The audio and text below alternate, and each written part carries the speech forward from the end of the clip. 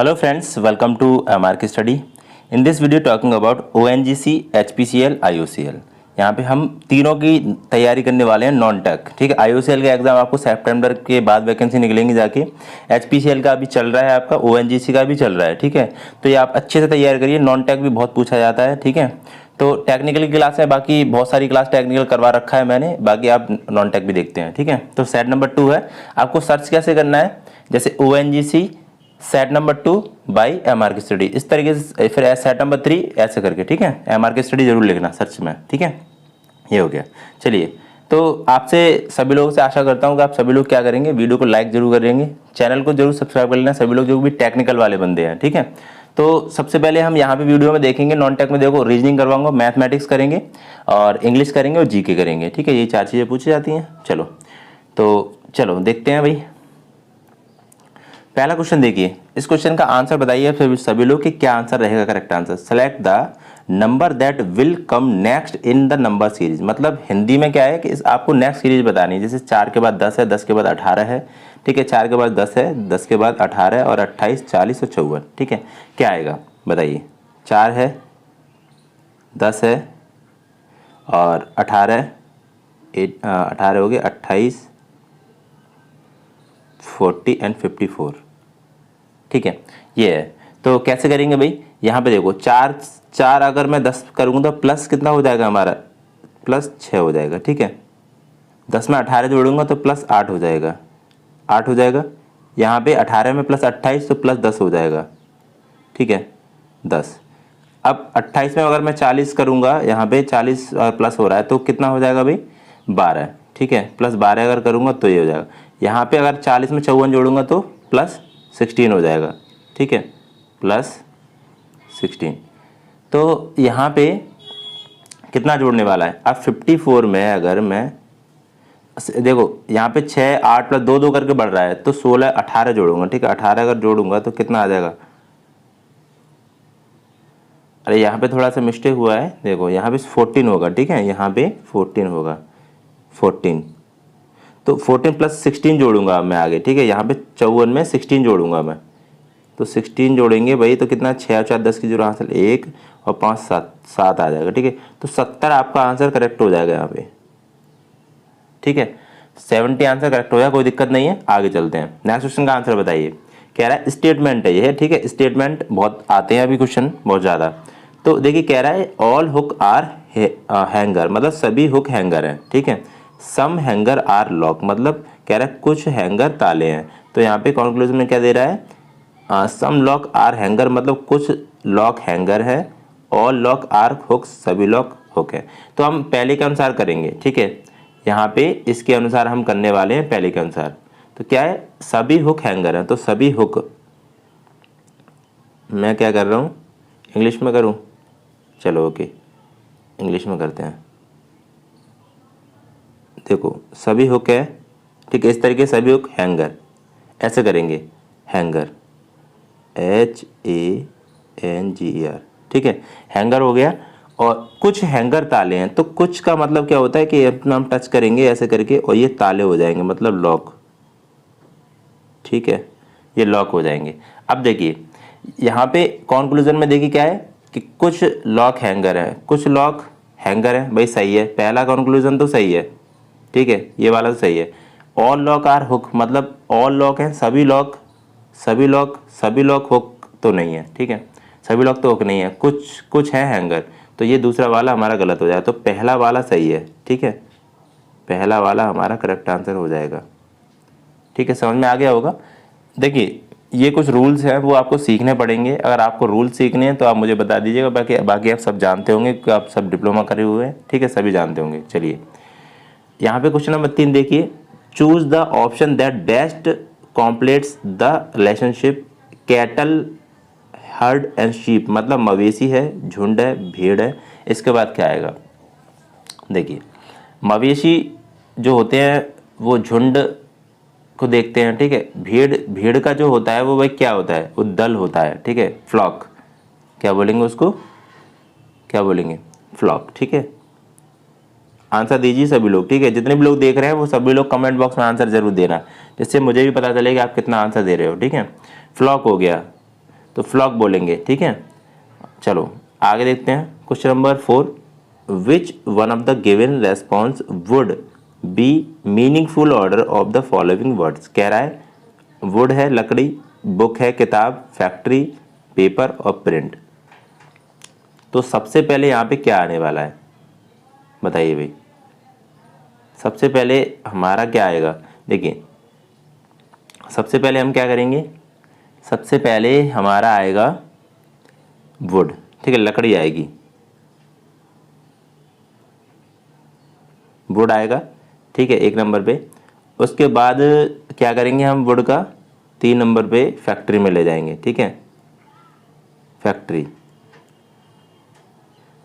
आ जाएगा। उसके बाद 1 3 हो गया, फिर फैक्ट्री के बाद क्या करेंगे, पेपर बनाएंगे, उसका पेपर बनाएंगे, और 1 3 हो गया, 1 3 4 5 2। अब प्रिंट करेंगे, उसके बाद प्रिंट, और उसके बाद फिर बुक बनेगी। तो ये आ गया हमारा 1 3 5 2, ठीक है, ये भी एक सीरीज है। चलिए नेक्स्ट देखते हैं question number 5, select the option that is related to the third letter cluster in the same way as the second letter. मतलब कह रहा है कि ये वाला लेटर है इसके बराबर है, तो इसके आगे क्या होगा, इस तरीके से, ठीक है। तो हम देख लेते हैं भाई, देखो क्या होगा। जी के बाद हमारा यहाँ पे क्या है, हम इसको करेंगे सॉल्व, ठीक है। यहाँ पे देखिए जी के बाद हमारा आया है आई, इट मीन्स GHI +2, ठीक है, +2 हो गया। ओ के बाद हमारा आया एस, OPQRS +4 हो गया, +4, ठीक है। एन के बाद हमारा क्या है, एन के बाद के, तो क्या MNOPQ नहीं, माइनस में हो रहा है ये, ठीक है, KLMN -3, ठीक है, -3 हो रहा है। अब P के बाद हमारा क्या आ रहा है, R, तो PQR +2 होगा यहाँ पे। तो T के बाद हमारा X आएगा, तो क्या कितना हो जाएगा, UVWX, ठीक है, +4 हो जाएगा, तो प्लस यहाँ पे 4। तो इस तरीके से बनना है, मतलब +2 हो गया, +2 हो गया, -3 +4 +2 +4। तो इसका क्या हो जाएगा भाई, करो, MNO, ठीक है, O हो जाएगा। जे में क्या हो जाएगा, देखिए जे में आप क्या जोड़ोगे, आप सेकंड नंबर पे -3, JKLMN, ठीक, N हो जाएगा। तो ONIBY, ठीक है, ये आपका आंसर हो जाएगा, ONIBY। चेक करके देखना सही है, ठीक है। चलिए नेक्स्ट क्वेश्चन देखते हैं। देखिए अब मैथमेटिक्स के क्वेश्चन है, बहुत ही अच्छे क्वेश्चन करा रहा हूँ मैं आपको, सेक्ट लेवल के, जो क्वेश्चन सीधे सीधे पूछे जाते हैं। लेवल यही रहेगा आपका। देखिए यहाँ पे कह रहा है ए bag contain rate 5, rate 2 and rate 1 coin in the ratio of 4 6 9 if the total amount in the bag is rate 410 410 find number of 2 coins. कह रहा है एक बैग में 5 रुपये और 5 रुपये, 2 रुपये और 1 रुपये के सिक्के 4 6 9 के रेशियो में है, अनुपात में है। यदि बैग में कुल राशि 410 रुपये है तो 2 रुपये के सिक्कों की संख्या क्या होगी, ठीक है, ओके। देखिए जिसको भी आता है वो कर सकता है। देखिए यहाँ पे एक फॉर्मूला लगता है, value is equal to V for value, value is equal to D into N, ठीक है। अब D इंटू N क्या है, वैल्यू, वैल्यू मतलब जैसे हमारे पास 50 रुपये हैं, ठीक है। डिनोमिनेशन क्या हो गया, डिनोमिनेशन हो गया जैसे 5 रुपये के सिक्के, 2 रुपये के सिक्के, ठीक है, 3 रुपये के सिक्के, ये इस तरीके से डिनोमिनेशन हो गया। तो हमारा मान लो 25, जैसे मान लो एग्जाम्पल ले लो 25 गुणा, और N कितना हुआ, नंबर ऑफ कॉइन्स, मतलब 2 रुपये के 2 सिक्के, 25 रुपये के 2 नोट हैं, ठीक है। तो ये कितने हो गए, 50 हो गए। इस तरीके से हम इसको लिख सकते हैं, समझ में आ गया।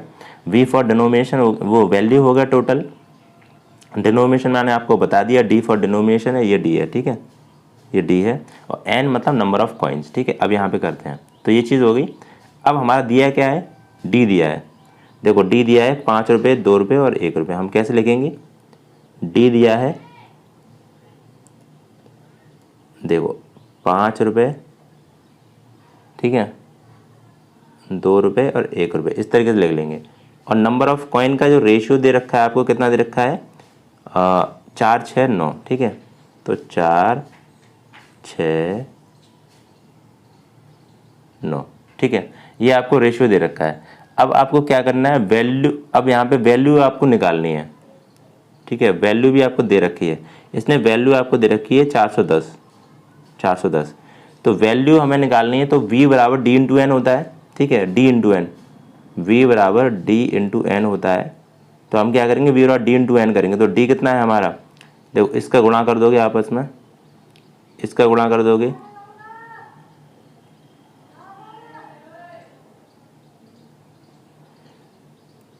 इसका गुणा कर दोगे, ठीक है, और इसका गुणा कर दोगे, ये हो जाएगा। अब यहाँ पे देखिए ये गुणा हो जाएगा तो कितना हो जाएगा हमारा? 5 चौक 20, ठीक है, 20 हो जाएगा, 6 दूनी 12 और ये 9 एकम 9, ठीक है, ये हो जाएगा, इतना हो जाएगा। अब हम इसको प्लस कर लेंगे, ठीक है, प्लस क्यों किया? ये वैल्यू के बराबर हो जाएगा। तो कितना वैल्यू हो जाएगा ये हमारा? टोटल वैल्यू कितना हो जाएगा हमारा? बताइए। 41 जोड़ेंगे तो 41 हो जाएगा।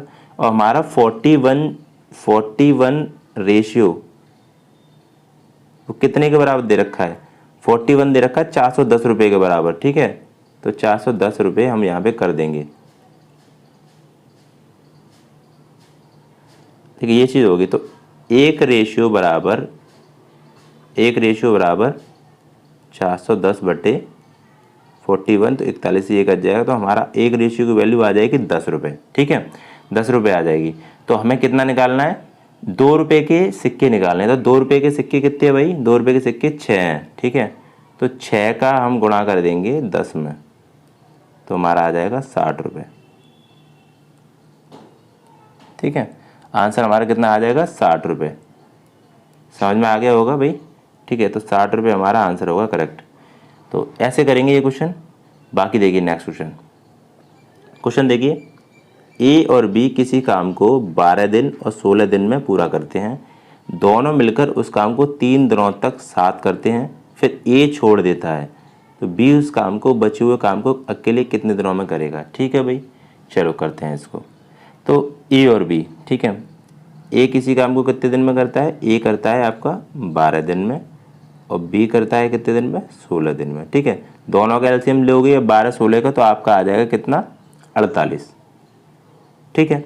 अब 12 का भाग दोगे, ये तो सारी चीज़ें जानते होंगे, एफिशिएंसी निकालना। तो 12 चौक 48, यहाँ पे 4 आ गया, और 16 3 48, यहाँ पे 3 आ गया, ठीक है। अब देखो ध्यान से, यहाँ पे कह रहा है कि दोनों मिलकर उस काम को 3 दिन तक करते हैं। तो ये 4 और ये 3 दोनों मिलकर 4 दिन 7 हो गए। तो 7 गुणा 3 कर देंगे हम। क्या किया? 3 क्या है? 3 दिन तक करते हैं। तो 7 या 21, 21 जो काम है, 21 काम, मतलब 21 काम हो चुका है, ठीक है। अब बाकी कौन करेगा? अब वो कह रहा है बी उस काम को कितने अकेले करेगा। तो बी का काम कितना है? 3 है, इफिशिएंसी 3 है। तो हम पहले 48 में से हम इतना घटा देंगे। टोटल वर्क हमारा 48 था, इसमें से 21 घटा देंगे तो कितना बचेगा हमारा? 27, ठीक है। तो ये बाकी 27 काम है वो कौन करेगा भाई? वो करेगा किसकी एफिशिएंसी? बी की। बी की कितनी एफिशिएंसी? 3, क्योंकि ए तो चला ही गया है, तो बी की 3। तो 3 का हम इसमें डिवाइड करेंगे तो 9 डेज में ये आपका आंसर हो जाएगा, ठीक है, 9 डेज। समझ में आ गया होगा, कोई दिक्कत नहीं है यहाँ तक। चलिए ये सवाल तो कर लेते होंगे आप, कोई दिक्कत नहीं है, ठीक है। अब देखिए आगे क्वेश्चन देखिए, एक आदमी दो वस्तुएं हैं, ठीक है, 2 आर्टिकल हैं, 3050 रुपये में प्रत्येक वस्तु के मूल्य में खरीदता है। वह एक वस्तु को 10% की हानि और दूसरी वस्तु को 20% के लाभ में बेचता है। उसके द्वारा अर्जित कुल लाभ हानि प्रतिशत क्या होगा? ठीक है, इंग्लिश में पढ़ लीजिए। A man buy 2 article for rate 3050 पर article, he sell 1 article at a loss of 10% and another at a profit of 20%। What is the total profit loss percentage earn by him? तो ठीक है, हम late करेंगे, late CP 100, ठीक है, मतलब late हम CP मानेंगे, जो CP है वो 100 मानेंगे, ठीक है। CP 100 मानेंगे, CP दिया नहीं है। टोटल जो सीपी हो जाएगा, टोटल सीपी दोनों के लिए, दोनों वस्तु के लिए वो 200 हो जाएगा। ठीक है, दोनों वस्तु हैं, दो वस्तु हैं तो 200 हो जाएगा। ठीक है, यहाँ पे हो गई। अब हम फर्स्ट प्रत्येक वस्तु का, जो पहली वस्तु है उसका सीपी निकालेंगे। पहली वस्तु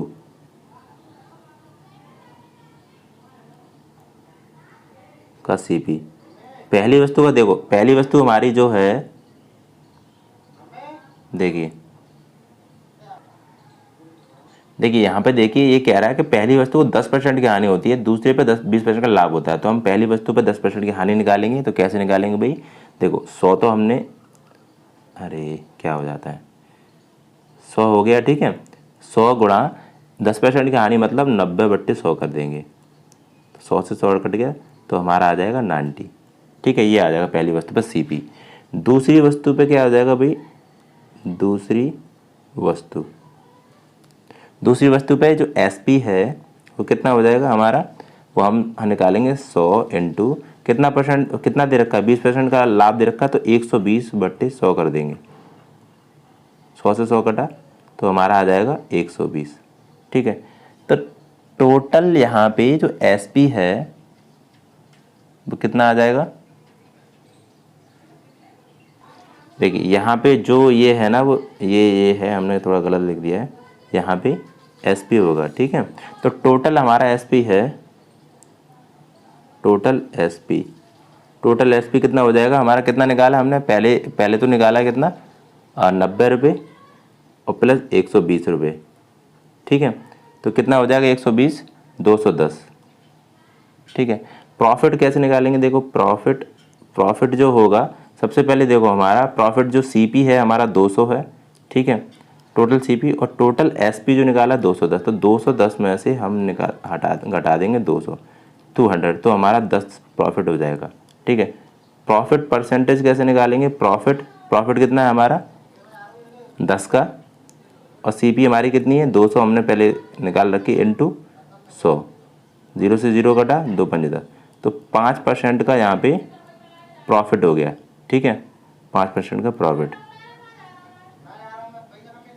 तो यहाँ पे हमारा 5% का हमारा लाभ आ जाएगा। ठीक है, नेक्स्ट क्वेश्चन करते हैं। चलिए इसका आंसर बताइए क्या होगा। ठीक है, टाइम लग गया उस क्वेश्चन में थोड़ा सा, कोई दिक्कत नहीं है। कह रहा है एक 500 मीटर लंबी रेलगाड़ी एक चौकी को पार करने में 20 सेकंड का समय लेती है, रेलगाड़ी की गति क्या है, स्पीड क्या है। ठीक है, a 500 metre long train take 20 second to cross a checkpoint, what is the speed of train. देखो बहुत ही ईजी है, मैं आपको एक डायरेक्ट फॉर्मूला बता रहा हूँ। ठीक है, सरल था, मैंने आपको बताया भी था, टोटल लेंथ, ठीक है, टोटल लेंथ अपॉन टाइम, ठीक है, इंटू 18/5 इजकल टू स्पीड। ठीक है, ये होगा। तो टोटल लेंथ हमारी कितनी है, टोटल लेंथ हमारी है 500। ठीक है, टोटल लेंथ हमारी 500 और टाइम हमारा कितना दे रखा है, टाइम हमारा दे रखा है 20 सेकंड, तो 20 हम नीचे करेंगे, इंटू 18/5 हम यहाँ पे करेंगे, और स्पीड हम सीधे सीधे लिख देंगे। ठीक है, स्पीड देखो 20 0 से 0 का, ये 5 से ये काट दो पहले। ठीक है, 100 बार। ठीक है, और 20 पंजे 100, तो 18 पंजे 90, तो 90 हमारी आ जाएगी, 90 किलोमीटर पर आवर स्पीड आ जाएगी। ठीक है, कोई दिक्कत नहीं, बाकी और तरीके से भी कर सकते हो आप, STD लगा के। ठीक है, चलो तो यहाँ पे हम आगे देखते हैं क्वेश्चन नंबर 10 जो कि इंग्लिश है अब। ठीक है, 4-5 क्वेश्चन थे, मैथमेटिक्स के टाइम लगता है उसमें थोड़ा सा, और यहाँ पे मैथमेटिक्स क्वेश्चन को मैं बोर्ड पे कराया करूँगा जहाँ तक कोशिश है। ठीक है, चलिए इसमें हो नहीं पाता है डिस्प्ले पे सही तरीके से, तो यहाँ पे देखते हैं आगे। देखिए भाई यहाँ पे तो इंग्लिश में आप बताइए इसका करेक्ट आंसर क्या हो जाएगा। यहाँ पे देखिए क्वेश्चन क्या है, डायरेक्शन जो दे रखा है, select the option that can be use as a one word आपको पूछा है। वन वर्ड क्या है भाई, relating to the present time. तो relating to the present time मतलब क्या होता है, जो अभी प्रेजेंट हो, मतलब आधुनिक हो और अभी मॉडर्न टाइप का हो, तो क्या बोलेंगे, एशियंट तो हो गया वो पुराना, तो कॉन्टेम्परी बोलेंगे। ठीक है, कॉन्टेम्परी जो होता है वो होता है आधुनिक, मतलब क्या बोलेंगे इसको, relating to the present time या फिर मॉडर्न। ठीक है, मॉडर्न भी इसको बोलेंगे। तो यहाँ पे लिख दे रहा हूँ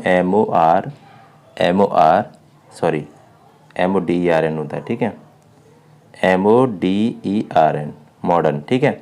तो मॉडर्न हो गया प्रेजेंट टाइम का। यहाँ पे प्रीसीडिंग क्या होगा, पहले वाला प्रीसीडिंग का मतलब क्या होगा, प्रीसीडिंग होता है आपका टू हैपन, कम और go before somebody of something, मतलब किसी अन्य व्यक्ति या फिर वस्तु से पहले होना, या फिर जाना या फिर आना, पूर्ववर्ती होना, इस तरीके से प्रीसीडिंग हो गया। एशियंट आप सब जानते हो, एशियंट क्या होता है भाई, एशियंट होता है आपको प्राचीन या पुरातन, हजारों वर्ष पुराना, ठीक है। और कॉलरी का मतलब हो गया तुम्हारा ऐसी स्थिति या फिर कथन जो अन्य स्थिति या कथन का स्वाभाविक और प्रत्यक्ष प्रमाण है, ठीक है, या फिर निष्कर्ष निकालना, जैसे कॉन्क्लूजन होता है, उसको कॉलरी भी बोलते हैं। तो ये एक वन वर्ड है, तो याद आपको करने पड़ेंगे भाई, ठीक है। दूसरा क्वेश्चन का आंसर बताना, in the given sentence identify the segment which contain grammatically error, all these boy.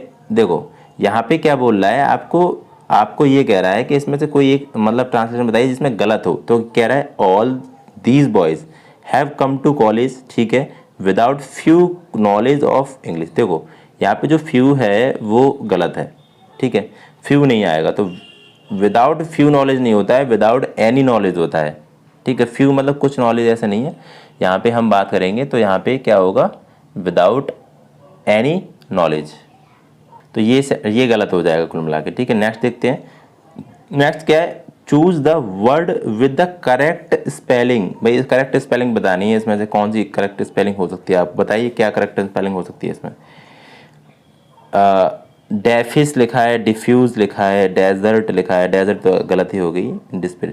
तो देखो यहाँ पे जो करेक्ट स्पेलिंग हो जाएगी डिफ्यूज, ठीक है, कौन सी हो जाएगी, डिफ्यूज, DIFFUSE।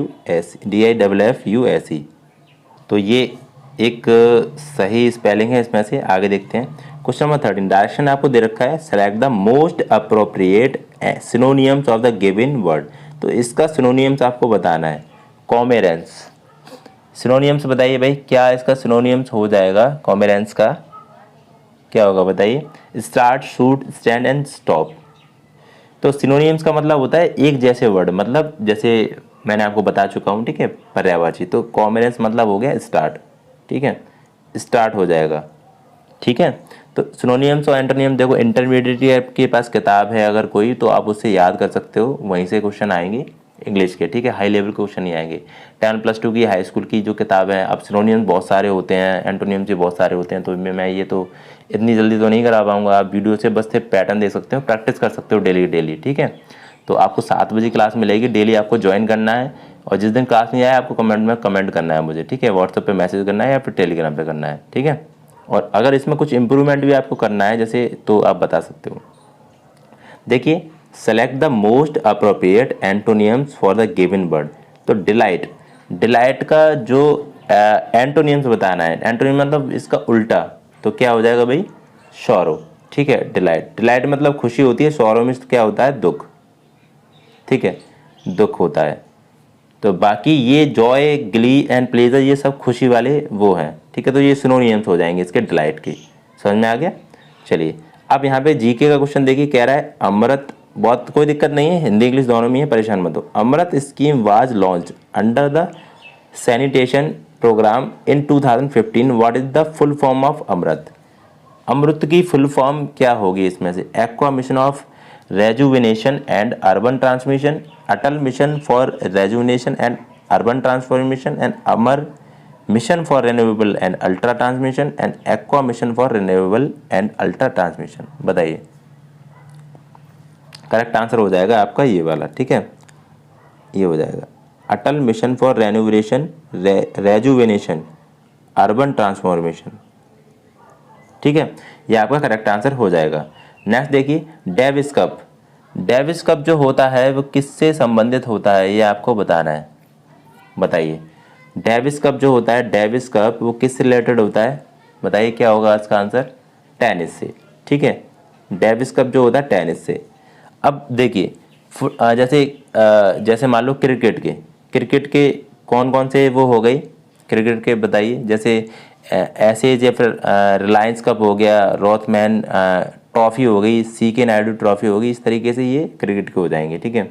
हॉकी के कौन कौन से हो जाएंगे वैसे, बताइए, हॉकी या फिर फुटबॉल के बताइए, फुटबॉल का क्या हो जाएगा, कोलंबो कप, मॉर्डिका कप या डूरंट कप बहुत ज़्यादा इंपॉर्टेंट है। डूरंट कप जो फुटबॉल से रिलेटेड है।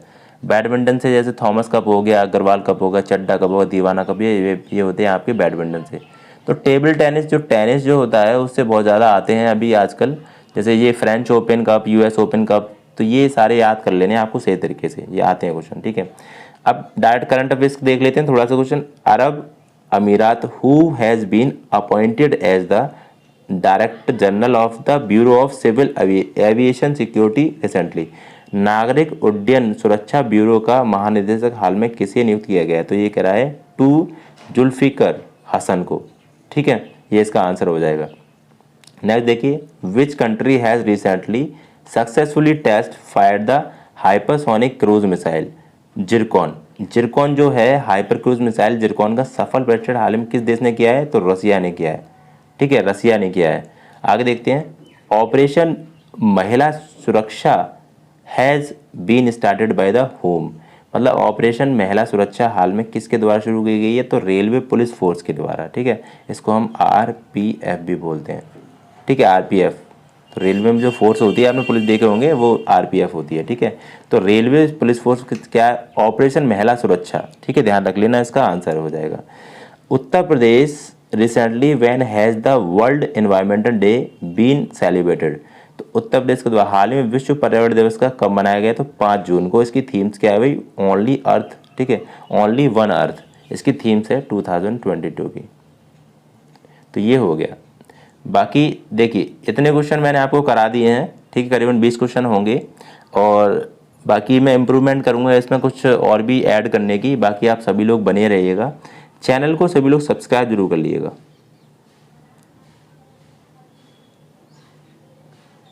सभी लोगों को चैनल को सब्सक्राइब जरूर कर लेना। आप अगर सब्सक्राइब, जैसे आप देखो सपोर्ट करोगे चैनल को, तो मैं भी आपके लिए मेहनत करूँगा। बहुत ही कम सब्सक्राइबर हैं, एक से ज़्यादा टाइम हो गया है, तो आप लोगों को सपोर्ट करना है। कुछ भी यार इम्प्रूवमेंट करना है, जैसे हिंदी या फिर इंग्लिश से रिलेटेड कोई भी प्रॉब्लम हो रही है आपको, तो भी बताना है। और किसी भी एग्जाम में से रिलेटेड कुछ भी दिक्कत है तो आप कमेंट बॉक्स में कमेंट कर सकते हो मुझे, या व्हाट्सअप पे आप मैसेज कर सकते हो, ठीक है। व्हाट्सअप का नंबर मैंने आपको बता दिया, बोल दे रहा हूँ, ठीक है, 9045705891। इस पर आप मैसेज कर सकते हो, और कॉल करना है आपको तो 6 से 7 बजे तक आप कॉल कर सकते हो, ठीक है, शाम के टाइम पे, सुबह मत करना। तो ये चीज़ें हो गई। बाकी कोई भी दिक्कत है तो बता सकते हो, आराम से तैयारी कीजिए। अब मैं टेक्निकल का जो क्वेश्चन है वो आपको सेट करूँगा, और बार का एग्ज़ाम आपका हो ही गया है अच्छी तरीके से, तो आप लग जाइए दूसरे एग्जामिनेशन में सही तरीके से, ठीक है, जोश के साथ लगिए, और सपोर्ट करिए मेरे चैनल को कि थोड़ा सा इम्प्रूवमेंट हो, चैनल में थोड़ा सा बढ़ जाए, ठीक है। 20K का टारगेट रखा है भाई हमने, ठीक है, 20K का टारगेट है हमारा, तो प्लीज़ पहले इस 20K को कवर करवाइए। इसके बाद मैं आपको देखो 20K आप करवा दोगे तो 20K के बाद हम ऐप लॉन्च करेंगे अपना, ठीक है, ऐप आप 20K सब्सक्राइबर करवा दीजिए, हम इसके बाद हम ऐप लॉन्च करेंगे यहाँ पे अपना खुद का MRK स्टडी का, जिसपे क्या होगा, आपको प्रैक्टिस करने को मिलेगी। और आपको देखो मैं ज़्यादा पैसे आपसे, देखो ऐप लॉन्च करने का मतलब हो गया कम से कम पैसा खर्च करना 30 से 40 हज़ार रुपये, ठीक है, बहुत रुपये खर्च हो जाता है। तो आपको देखो वहाँ पे क्या है कि जैसे सभी लोग 200 रुपये ले रहे हैं, 500 रुपये ले रहे हैं, बहुत ज़्यादा हाई प्राइस कर रहे हैं, तो मैं कोशिश करूँगा कि आपको कम से कम पैसे में एक अच्छा कंटेंट प्रोवाइड करूँ मैं, ठीक है। पैसे इसलिए ले रहा हूँ कि भाई देखो उसमें पैसा लगेगा, और कोई ना कोई पैसा तो लेगा ना उस एप्लीकेशन को चलाने के लिए, फ्री में तो नहीं करेगा। और फ्री में यार भाई कोई नहीं पढ़ता है फ्री में, ठीक है, कोई पढ़ना ही नहीं चाहता। अगर फ्री में कोई मेहनत करके अगर पढ़ाएगा, फ्री में क्यों कौन पढ़ाए कोई, समझ में आ रहा है। मैं भी मेहनत कर रहा हूँ, तो मेरे चैनल के लिए आप समझ रहे हो ना, मेरे चैनल